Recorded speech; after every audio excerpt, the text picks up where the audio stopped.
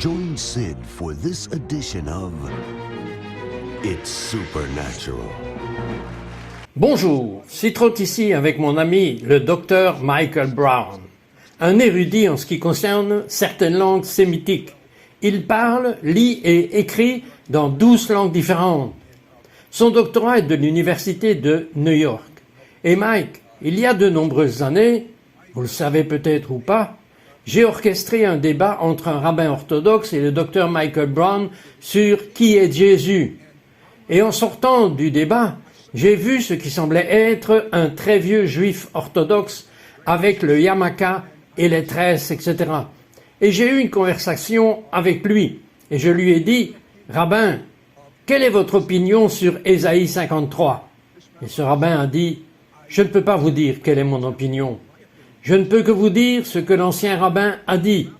Et je devrais le chercher. » Et j'ai pensé, « Eh bien, rabbin, vous parlez bien mieux l'hébreu que moi. Vous avez un Tanakh, lisez-le. » Il a dit, « Non, je n'ai pas le droit. » Pourquoi est-ce comme cela, Mike? Eh bien, c'est compréhensible. Je veux dire, n'importe qui peut lire la Bible par lui-même. Un juif traditionnel peut lire la Bible par lui-même. Mais il dirait, pourquoi devrais-je compter sur ma propre compréhension alors que nous avons des géants intellectuels et spirituels qui étaient plus proches du texte et ils l'ont mieux compris. Et nous pouvons nous asseoir sur leurs épaules. Dans leur esprit, ce serait comme quelqu'un qui est un tout nouveau croyant en Jésus et vous le défiez sur ce que les Écritures disent. Et il dit, je dois demander à mon pasteur, car il connaît très bien la Bible. C'est comme ça qu'ils se regardent. Ils disent, écoutez, nous avons une chaîne ininterrompue de traditions remontant à Moïse. Je l'ai appris de mon père, qu'il a appris de son père, et qu'il a appris de son père, ainsi de suite. Plus vous reculez, et plus les informations sont fiables, ou font plus autorité. L'information est juste comme jouer à un jeu de téléphone. Vous savez, où je dis quelque chose à la personne à côté de moi, et ça passe dans la pièce, eh bien, il dirait que ça a été transmis avec précision. Mais il y a une plus grande autorité. Plus on recule, et plus les générations précédentes étaient plus spirituelles que ces dernières générations. Il y a même le Talmud qui dit que si les anciennes générations étaient des anges, nous sommes des hommes. Si c'étaient des hommes, nous sommes des bêtes brutes. Alors, quand vous étudiez les Écritures en tant que juif traditionnel, vous utilisez ce qu'on appellera Mikra Dolot. C'est une série de volumes et Nicaragua, qui signifie littéralement de grandes écritures. Alors, quand vous ouvrez le livre de la Genèse, Bereshit, l'écriture est la plus grande de la page. Et ensuite, à côté de cela, un peu plus petit, est le Targum araméen. C'est une première paraphrase de traduction qui était utilisée dans les anciennes synagogues, quand ils ont cessé de parler hébreu. Et alors, tout le reste de la page et tous les commentaires. Et puis parfois, les commentaires sur les commentaires, ainsi vous avez beaucoup d'écriture et beaucoup de commentaires, et c'est comment vous le lisez, comme vous ne l'avez jamais lu, et essayant juste de le comprendre. Vous le lisez à la lumière de ce que la tradition, les rabbins disent. Ce serait comme un petit enfant qui dit « Eh bien, je crois ce que ma maman et mon papa disent, qu'ici, vous pouvez avoir un rabbin brillant, qui a bien étudié et qui est un intellectuel, qui est pointu, mais ça ne serait pas, il ne rêverait jamais de différer avec ce que disent ses propres traditions, parce que ce sont les géants, ce sont ceux qui sont les plus proches de la révélation originale, et donc vous devez traverser cette montagne de tradition pour revenir au texte biblique. Et c'est pourquoi vous avez besoin d'un rabbin. Je me souviens, après avoir fait un débat dans le Maryland, où quelques juifs américains messianiques ont débattu, un rabbin et un missionnaire, et je parlais à un étudiant de yeshiva, un jeune homme qui étudiait pendant des heures chaque jour yeshiva, et il me disait « Oui, je dois demander à mon rabbin ». Alors je lui ai cité en hébreu le proverbe qui dit « Aie confiance dans le Seigneur, avec tout ton cœur, et ne t'appuie pas sur ta seule compréhension ». Il a dit exactement « Je ne peux pas m'appuyer sur ma compréhension, je dois demander au rabbin ». C'est comme ça qu'il a traité ce verset. Revenons un peu en arrière. Le temple a été détruit en 70 après Jésus-Christ. Est-il possible d'avoir du judaïsme sans les sacrifices d'animaux, sans Yom Kippour avec un sacrifice animal, et puis vous prouvez brillamment que le judaïsme biblique a été détourné et est devenu quelque chose appelé le judaïsme rabbinique? Expliquez simplement tout ce scénario. Donc vous avez une crise avec la destruction du temple. Le premier temple a été détruit lorsque le peuple juif a été en exil, ce qui a duré 70 ans. Maintenant, le deuxième temple a été détruit et cela a duré jusqu'à présent. Quand vous lisez la Torah, les 5 livres de Moïse, vous trouvez des centaines de versets traitant du sacrifice d'animaux avec du sang, avec le ministère sacerdotal, avec la construction du tabernacle. Je veux dire des détails massifs, verset après verset après verset. Il a joué un rôle central que vous voyez dans les livres prophétiques.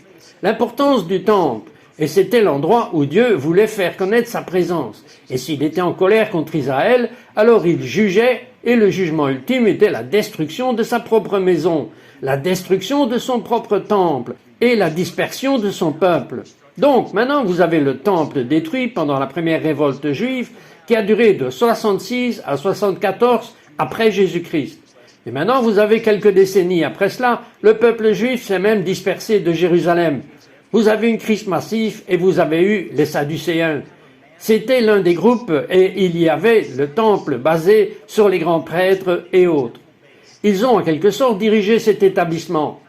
Eh bien, ils sont morts essentiellement parce qu'il n'y avait pas de temple, mais vous avez les pharisiens qui avaient développé d'autres traditions et qui ont dit « Eh, nous allons avoir des synagogues dans chacune de nos villes où l'on pourra étudier la Torah et prier avec le temple de Jérusalem. » Maintenant, le temple est détruit et ils disent fondamentalement « Bien, nous continuerons et au lieu du sacrifice animal, nous aurons la prière et la repentance. » Et nous trouvons même un verset ici et là pour soutenir cela. Et au lieu d'être richement propres à cause du temple, maintenant, nous allons juste devoir vivre dans cette propreté rituelle. Et tout le monde devra vivre comme les prêtres afin qu'ils développent leur propre tradition. C'était très innovant et dans leur esprit, c'était la préservation du judaïsme. Et ce qui s'est passé était que parce qu'ils ont commencé à développer leur tradition dans les générations qui ont précédé le temps de Jésus, à un certain moment, ils ont commencé à croire que cette tradition qui avait peut-être 100 ou 200 ans, non, ils sont allés tout le chemin de retour. Nous ne les avons pas eus 100 ans avant Jésus quand nous avons commencé leurs 200 ans. Non, ils sont retournés à Esdras, à Néhémie. Non, ils sont retournés à Jérémie. Ils sont retournés à Ésaïe. Ils sont retournés à Josué. Ils sont retournés à Moïse. Et ils ont développé cette idée d'une loi orale non écrite. La loi orale transmise à travers toutes les générations. Et ils ont dit que Dieu nous a préparés pour cela. Donc c'est génial. Cela a préservé notre peuple à travers le monde. Mais malheureusement, ce n'est pas biblique. Et ce n'est pas vrai. Et plutôt que de dire que nous avons été jugés, quelque chose ne va vraiment pas. Ce qui doit être fait doit être rendu à Dieu. Ils ont bien dit, nous avons ces belles traditions, et nous avons maintenant ces traditions à la place du temple. Donc les Juifs traditionnels prient quotidiennement pour la reconstruction du temple. Et ils veulent pouvoir conserver tous les commandements. Mais ils croient en quelque sorte, ils ont un système d'expiation en dehors de ce que Dieu a donné dans les Écritures. Et avec toute la sincérité des rabbins, et sachant comment ils étaient prêts à mourir pour leur foi, et le sacrifice pour leur foi, je veux dire, vous lisez des histoires de l'Holocauste sur les Juifs traditionnels et les sacrifices qu'ils ont faits pour garder leur foi. C'est très émouvant, c'est très noble. Et pourtant, ce n'est pas basé sur la vérité biblique. Et c'est ce qui est toujours brisé dans mon cœur. Quand vous avez vu le livre de prières juif, c'est plein de beauté, de louanges à Dieu et de prières pour notre rédemption.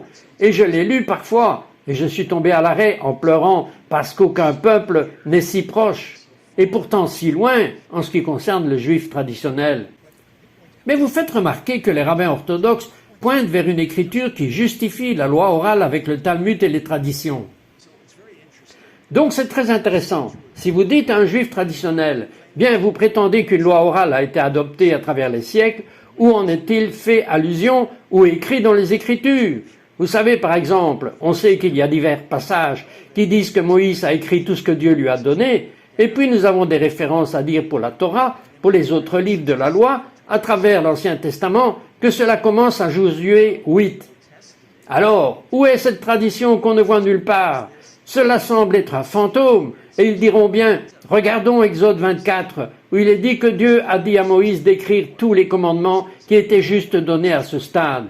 Vous savez ce que dit la tradition. Mais Dieu a dit de ne pas écrire la loi orale.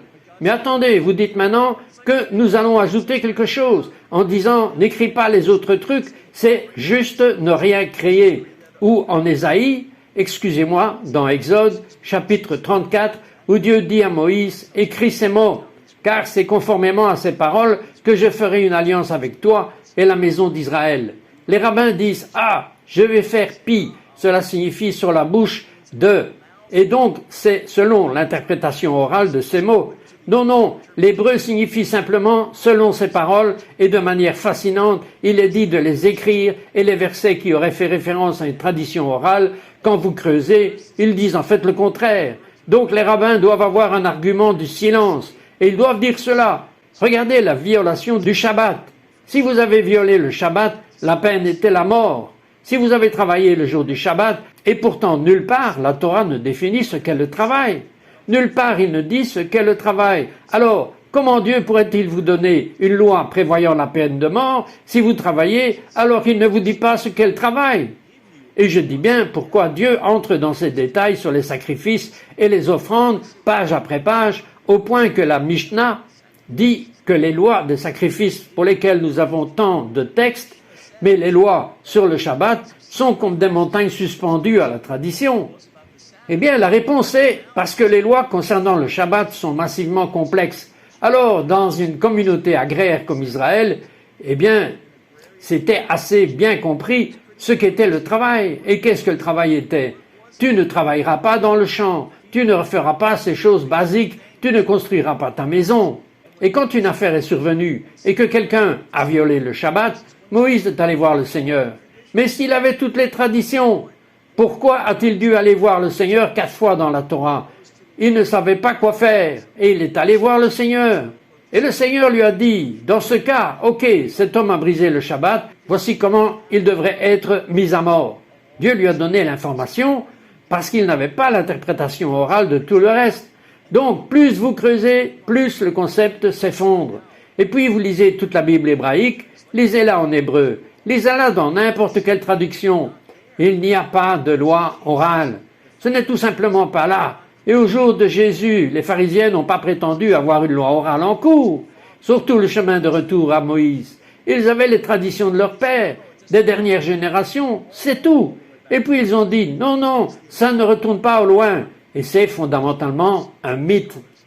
Il y a des érudits juifs non orthodoxes, donc ils sont brillants, ils connaissent bien le texte, mais ce ne sont pas des juifs orthodoxes ultra-orthodoxes. Ils parlent librement du mythe de la Torah orale parce qu'ils savent qu'il n'y a rien de tel sur tout le chemin du retour à Moïse. Et vous et moi discutions avant de passer à l'antenne d'une histoire talmudique sur l'autorité des rabbins. Que leur autorité est plus haute sur terre qu'une voix qui viendrait du ciel. Expliquez. Oui, c'est une histoire célèbre dans le Talmud en implication 59 A et B. Et voici ce qui se passe. Il y a un différend sur un four et la façon dont il a été assemblé. Était-ce rituellement propre ou non?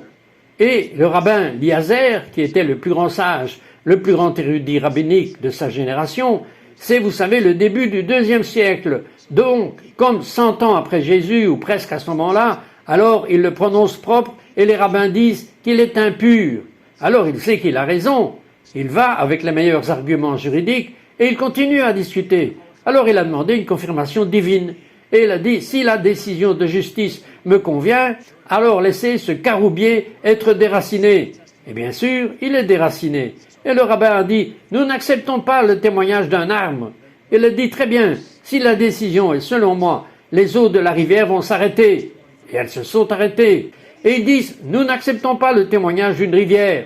Puis il dit, si la décision de justice me convient, alors quelques murs de cette maison d'études s'effondreront.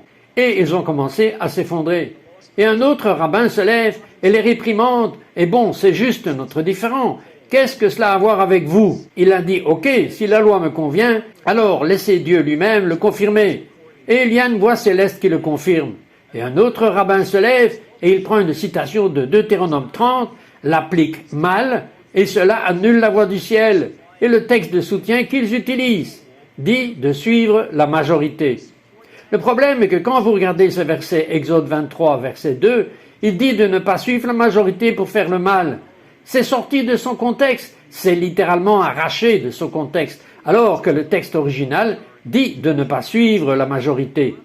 Puis la question est posée, alors, qu'est-ce que Dieu a pensé? Et prétendument, Élisée l'a vu. Et il a dit qu'il riait, en disant « Mes fils m'ont vaincu », et il en riait.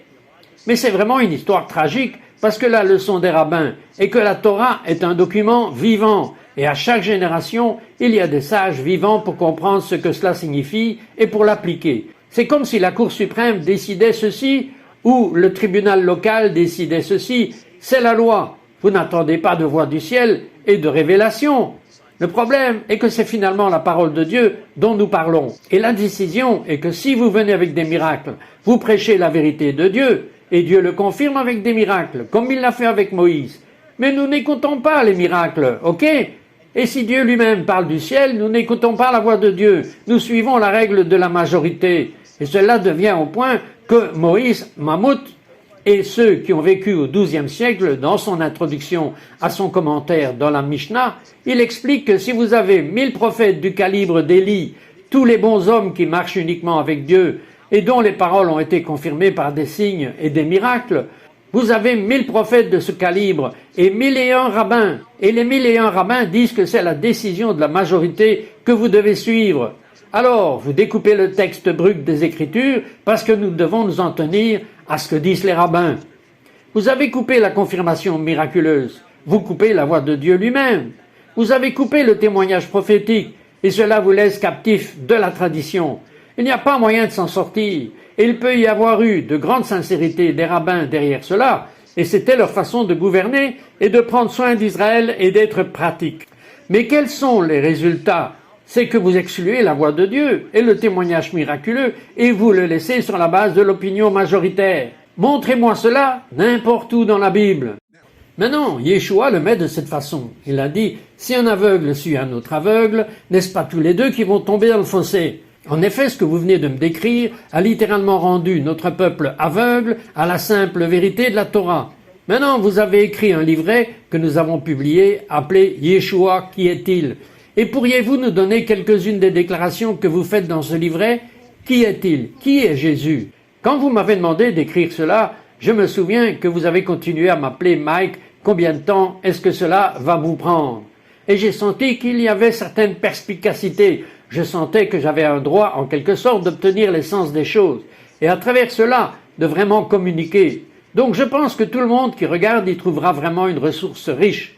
Mais il y a une parole qui saute des pages de ce petit livre, Yeshua, qui est-il? Et c'est le mot substitution. Substitution que pendant des siècles, des centaines de milliers de sacrifices de sang sont offerts et les prières sont priées, et puis en particulier pendant le Yom Kippour, le jour de l'expiation, le jour le plus sacré sur les sacrifices du calendrier biblique, des sacrifices sont offerts pour l'expiation de notre peuple. Et la parole de Dieu, dans Lévitique 17, verset 11, c'est le sang que j'ai donné pour faire l'expiation. Pourquoi? Parce qu'il symbolise la vie pour la vie, l'innocent pour le coupable. Pensez que si vous commettez le péché, vous vous rendez compte que vous étiez richement impur et engagé dans un acte, et vous avez apporté un sacrifice au temple, et vous posez vos mains sur l'animal, et confessez votre péché dessus, et alors cet animal meurt. Quelle leçon! Quelle image! Et pourtant tout cela était de la préparation, parce que Dieu n'était pas finalement intéressé par le sang des taureaux et des chèvres. Tout cela était une préparation pointant vers celui qui mourrait en notre nom, en montrant celui qui prendrait notre place, en désignant celui qui dira à son Père que le monde entier est coupable, que le monde entier mérite le jugement, mais moi, ton Fils parfait, prendra leur place. Ainsi, conformément avec les Écritures prophétiques, être né là où il est censé naître, venir au monde quand il est censé venir au monde, être rejeté par son propre peuple, comme le prophète a dit que cela arriverait, en mourant la mort d'un criminel, et puis ressusciter des morts et devenir une lumière pour les nations du monde, au point que Yeshua est le juif le plus célèbre qui ait jamais marché sur la planète. Ce charpentier de Nazareth qui est mort de la mort la plus horrible, de la crucifixion, le jour où il est devenu le plus célèbre juif qui avait marché sur la planète. Le rabbin le plus célèbre qui ait jamais vécu, et celui par qui des centaines de millions de gentils sont venus adorer le Dieu d'Israël. Si vous ne pouvez pas écrire ceci, et si les gens disent, eh bien, on ne sait pas si c'est vraiment arrivé à l'époque, Nous savons ce qui s'est passé à travers l'histoire et dans le monde avec les bouddhistes, les hindous et les musulmans et les athées et les juifs traditionnels, le reconnaissant comme le Messie. Et cite, je pense que c'est si important que si les gens réalisent qu'ils sont peut-être élevés dans un milieu chrétien et vous leur demandez beaucoup de choses, pourquoi faites-vous cela dans votre église? Ce n'est pas dans la Bible. Oh bien, c'est ce que notre tradition d'église enseigne, mais si cela contredit la Bible, alors vous devez le jeter. Les religions peuvent développer des traditions. Ça peut être bien intentionné, mais quand ça nous éloigne d'une rencontre directe avec Dieu, quand cela contredit la Bible, puis avec tout le respect de la tradition, qu'elle soit chrétienne ou juive ou quoi que ce soit, je dois revenir à la parole de Dieu. Vous savez, je vais vous raconter une histoire vraie. Parfois, la vérité est plus étrange que la fiction. En tant que jeune garçon, j'ai été élevé à Washington, D.C. J'ai été élevé dans une famille juive orthodoxe. Et il y avait dans le sud-est de Washington une synagogue très orthodoxe. Et chaque fois qu'ils y allaient en priant et en marchant, ils se penchaient en avant et en arrière, juste comme ça. Et un jour, un jeune enfant a demandé « Pourquoi font-ils cela en marchant pour lire la Torah ?»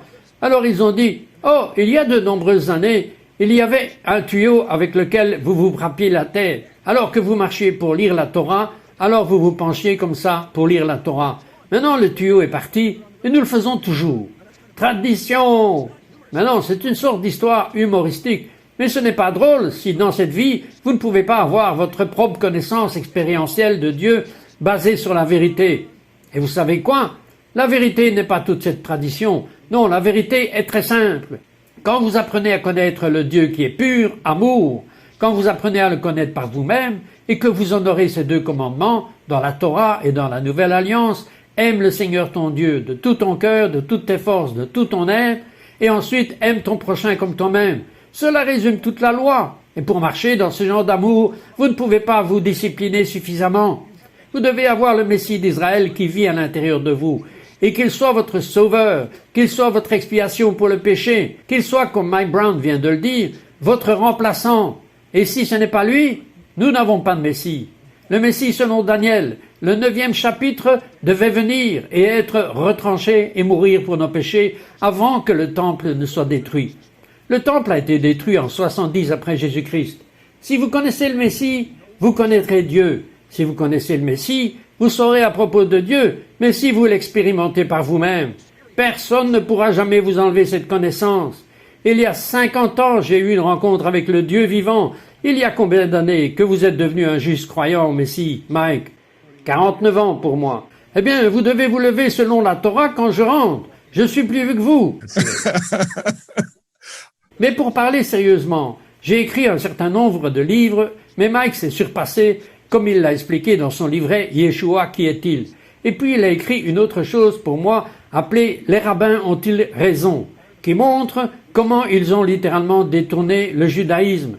Et ce n'est plus le judaïsme, c'est la religion des rabbins. Et la vérité est qu'il n'y a qu'un seul Dieu. Et selon la Torah, c'est un Dieu pour le monde entier, pas seulement pour le judaïsme. Son nom est le Dieu d'Abraham, Isaac et Jacob. Et selon la Torah, il n'y a qu'un seul Messie qui vient 2 fois. Une fois pour souffrir pour les péchés de l'humanité, presque comme Joseph quand il a été mis en prison, et deuxièmement pour régner en tant que roi des rois et seigneur des seigneurs. Mais à moins qu'il ne devienne notre remplaçant, nous n'en avons aucun. Si ce n'est pas notre Yom Kippour, nous n'en avons pas. Mais s'il est le Messie, alors nous avons tous nos péchés enlevés, car la Torah dit qu'il n'y a pas de juste, personne, mais celui qui était juste est Yeshua, Jésus, le Messie. Amen.